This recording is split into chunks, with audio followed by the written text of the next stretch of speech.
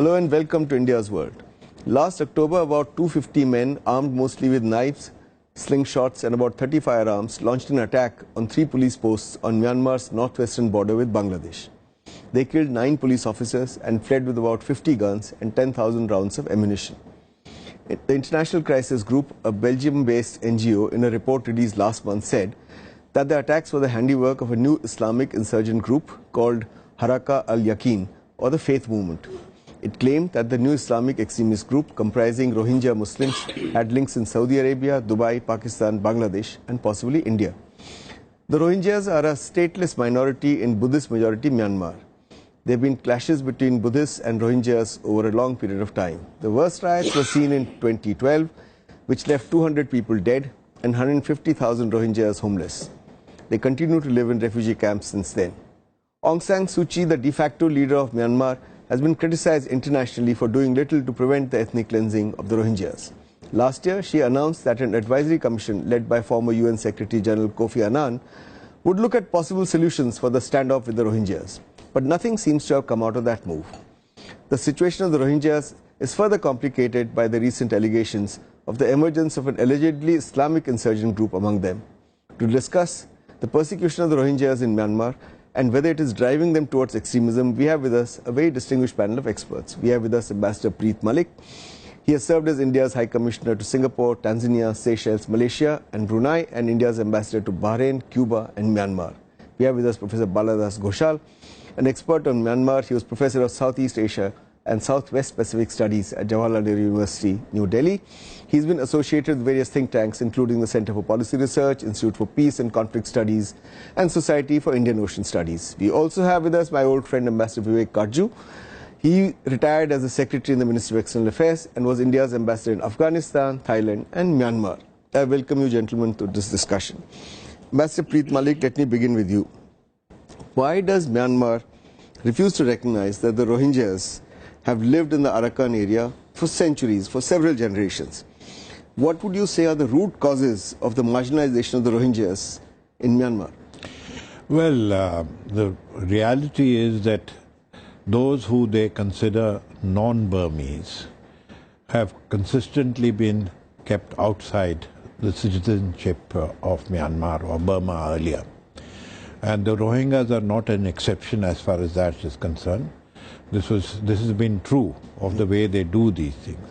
But basic problem has been that as these two groups, the Arakan Rohingyas and the Arakan Buddhist groups, the Rakhains, have consistently been at each other's throats. And this has from time to time resulted in major communal problems in that area. Okay. Professor Ghoshal, why have the rights of the Rohingyas eroded even under the current transitional democratic government, which is de facto headed by Aung San Suu Kyi, Nobel Peace Prize winner? I think the main issue is the issue of legitimacy. Rohingyas are not really an ethnic group. It is a political construction. There were Muslims living in that region from 9th century. And in fact, there was no problem during that period because it was Arakan Kingdom. But the major part of migration took place from Bangladesh, that particular area, which was undivided Bengal, in the 20th century, along with the colonial powers under the British Burma during that period. But they are actually not an ethnic group. They are people of Bengali, they are Muslims of Bengali origin. I think one of the major historians... All of them? Because I thought some of them were of Arab origin also in their history. In fact, it is very difficult to give them one identity. In fact, even the historians, the Rohingya historians, when they talk about Rohingyas, it's very difficult to justify them as one particular group because they belong to various ethnic groups as well as a various social background.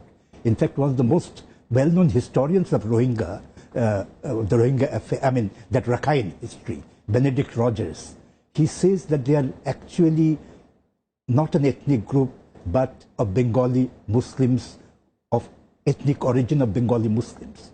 So if they claim themselves to be as Muslims, all right, then of course there is no problem. But the problem is that they are actually claiming themselves as an ethnic group. And as you know, Burma is patterned along the ethnic sort of identities. All the states are known by their ethnic name. Now, if Rohingya becomes an ethnic state, that means they are also going to claim, I mean, they are recognized as an ethnic group, then they will also claim a state. And many of the Buddhists, Rakhine Buddhists, they fear that because that might turn into the Rakhine state is itself a name that was given only a decade ago. I think it was the Arakan region earlier. It was Arakan region, but ethnically, the people of that particular region are called the Rakhines. Yeah. I mean, the state was Arakan at that time because the British had done it, because of the Arakan region, and because of the, not for the ethnic identity, but more because of the geographical sort of region. Vivek, so they're not an ethnic minority. Is that enough to disenfranchise them? Which is what happened in 2015. They were not allowed to vote. An election that was celebrated the world over as the ushering in of democracy, Myanmar becoming an open society. It became an open society for everyone, a democratic society for majority of people in Myanmar. But these people lost their vote in 2015. I think the fact is that Myanmar is a very complex society. For historical reasons, and unless one appreciates the historical nature of the Rohingya problem and places it in this context of the complexities of the ethnic situation in Myanmar. Would that justify disenfranchising the entire population? Please, I'm not trying to justify anything. I'm only trying to analyze it. Okay. You see, in Myanmar, the majority or the plurality are the Burmans, the ethnic Burmans. And the ethnic Burmans, the army was actually a Burman army. Yeah. Aung San, the great hero, was a Burman. But they felt that they'd been ousted out of power by the British. And they actually were systematically kept out of the power structures, and the British promoted the other ethnicities that were in the hills. The plains were Burmans, largely Burmans, Little Shan, etc., Burmans. And that xenophobia, and I'm using the word advisedly, which is sort of part of the personality of the Burmans, is now reflected in their reactions in Rakhine or Arakan, you can call it what you will. And I tend to think that Aung San Suu Kyi is being perhaps too harshly criticized. It's not as if she doesn't recognize the